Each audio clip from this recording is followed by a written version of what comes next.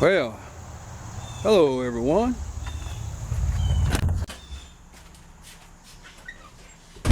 And welcome back to my shop.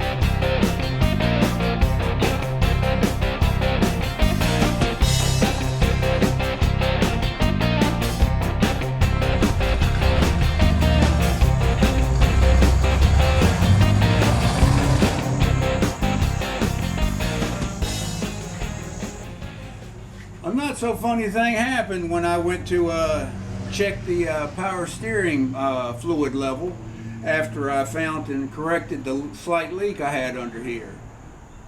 I discovered I couldn't pull the dipstick out. And I also discovered that that's not an uncommon problem with these things. So anyway, stay tuned. Let's figure out what's going on with this power steering.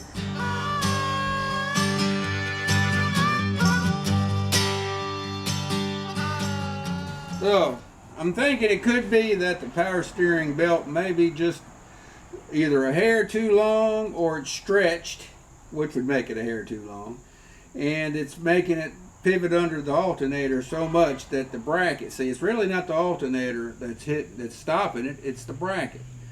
And, well, let me see. I'll see if I can't show you.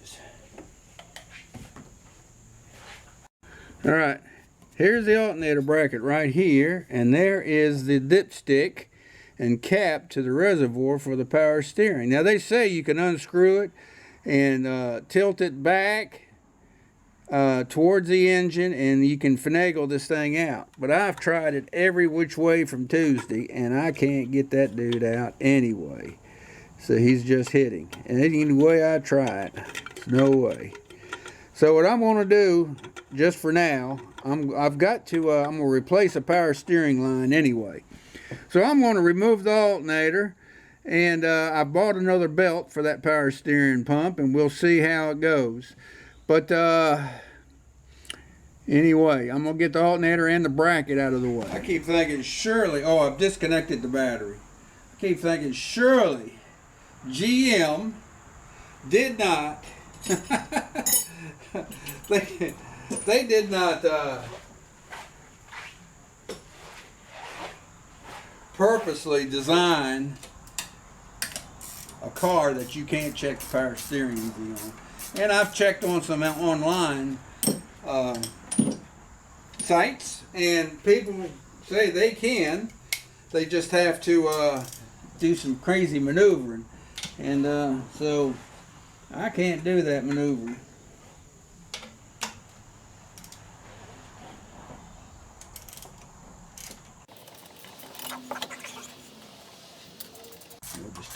I was thinking about taking it all off as one unit, but nah, we'll just take it off like this. Like I say, it's not the alternator it's blocking. It's this bracket that bolts to the head. All my bowls are in use. That belt actually feels real tight. Like that. Oh, it just died. Yeah. All right. Well, the alternator belt big enough. Yeah,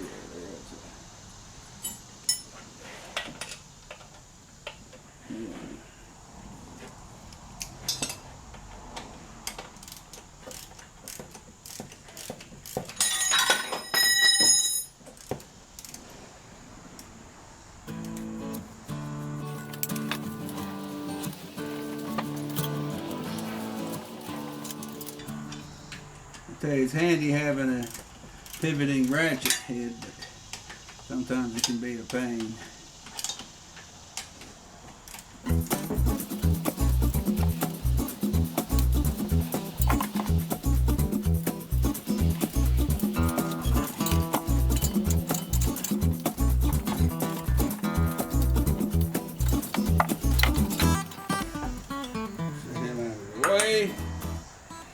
Let's get us another battery.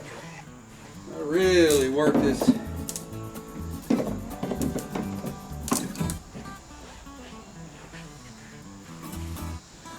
Just had two bolts, huh? Looks like 9/16.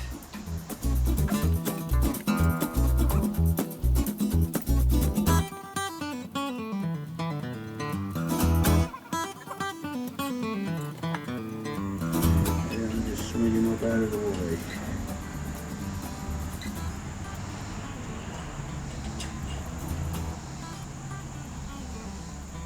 Try to remember that washer.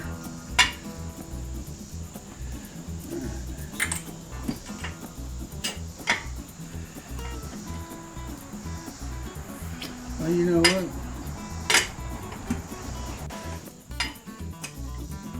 Special tool I made back for another project. We'll just use him for now.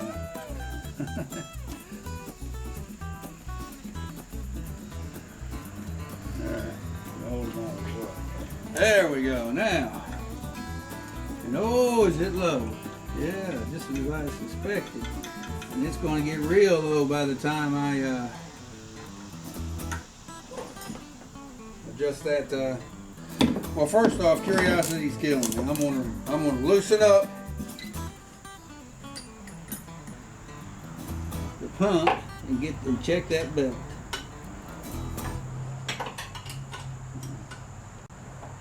Well, it's so much easier to do this with that alternator off.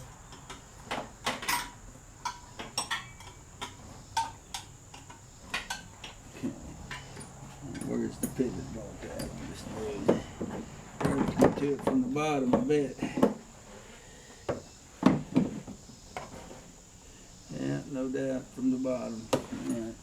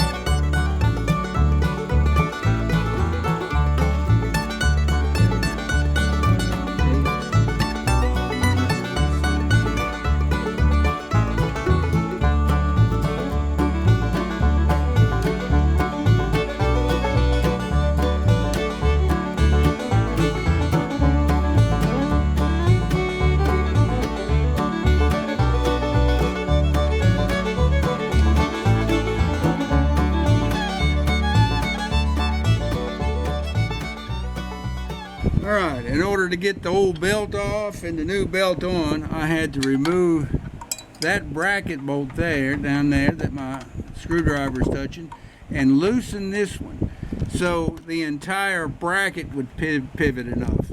Just loosening the two adjusting bolts was not enough to get the other belt off and the new belt on. So anyway, be prepared for that. Now, the new belt I bought, and this is the info on it. All right, the Daco, and there's the part numbers down there. All right, it was, oh, I didn't measure it, but it was slightly longer, not much, it wasn't a whole lot longer than the one that was on there. But the one thing, it is long enough to where, all right, let me shift this over here so you can see the cap. Reach down there. I know you can't see with my hand, but that's the only way I can reach it. And look here. I can get it off. So, apparently, if you put the wrong size belt on that pump, you are not going to be able to get that dipstick out of that power steering pump. And so it's got to be long enough. It's funny. I thought it needed to be shorter, but it ended up being slightly longer. Brings it out just enough under this brace to clear. So I guess I can put my alternator back on.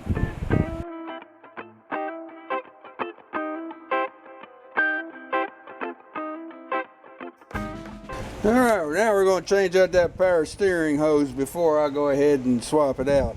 Look at this tag. Oh, I like that. I like that a lot. Alright.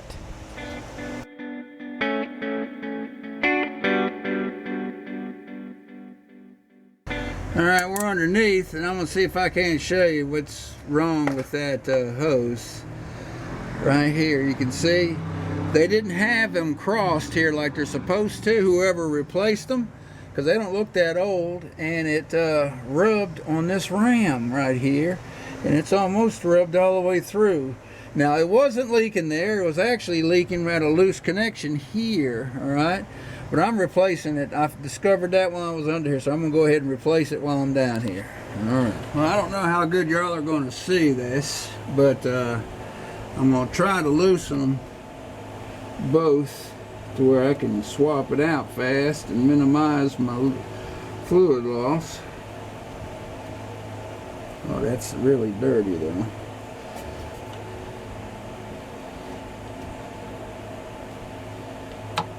Okay.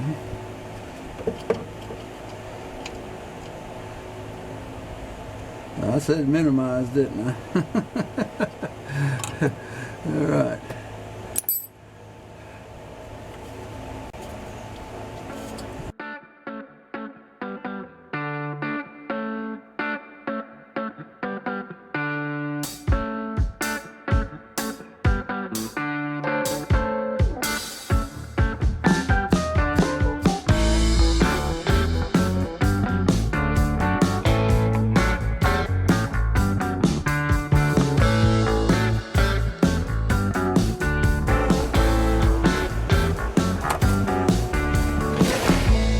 We'll get some brake clean it down a little bit. First off, I'm gonna hold that rams tight, make sure I got that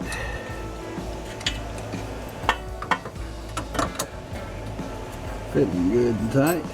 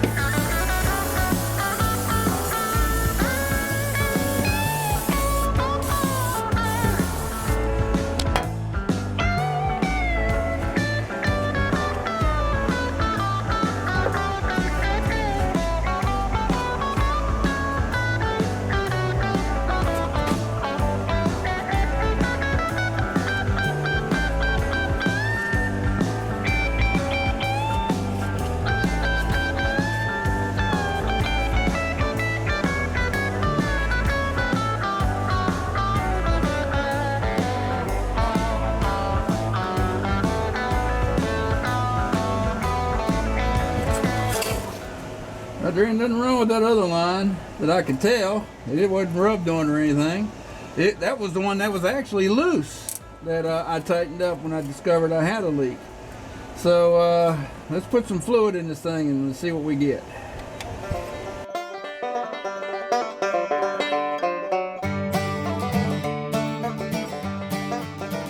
Alright, now everything's tightened up. Got the power steering topped off. Got the alternator, everything back on. Let's see what it'll do. Oh, I hooked the battery up already too.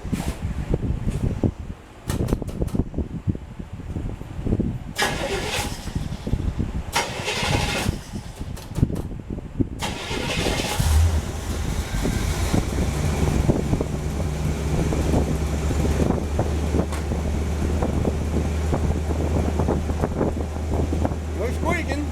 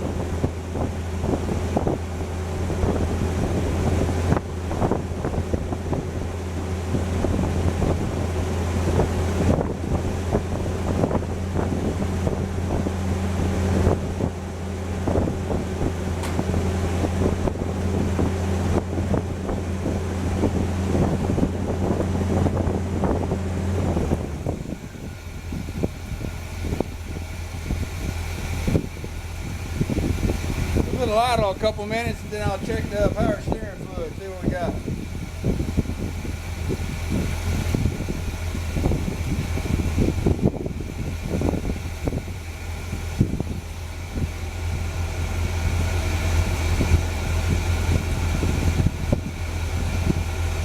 I'm tempted to check that timing while I got it here. Matter of fact, I believe I will.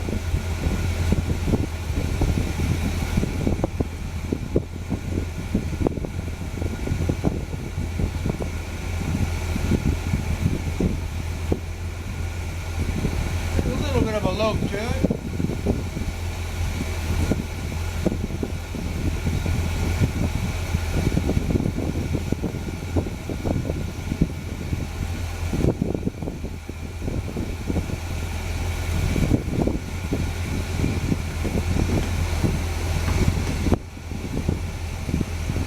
Now I'm going to turn it off and check the fluid.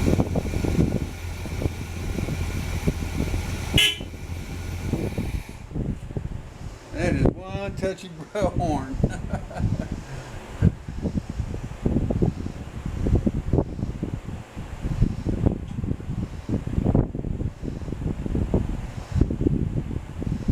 on the money.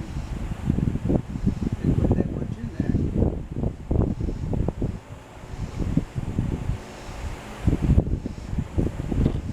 Feels good to be able to check my transmission fluid. Transmission fluid, power steering fluid. Alright. Well, alright. It's been a couple days and the power steering is held up. No leaks, no squeaks, and it's working good. So I think we can stick a fork in that. So the several problems I ran into. Number one, someone put the wrong size belt on this and I couldn't check my I couldn't check the power steering level. Couldn't get the dipstick out. So I got the correct belt from a regular flaps, and it works fine. I can now check it. Someone replaced the power steering lines to the power steering controller, and they didn't put them on right.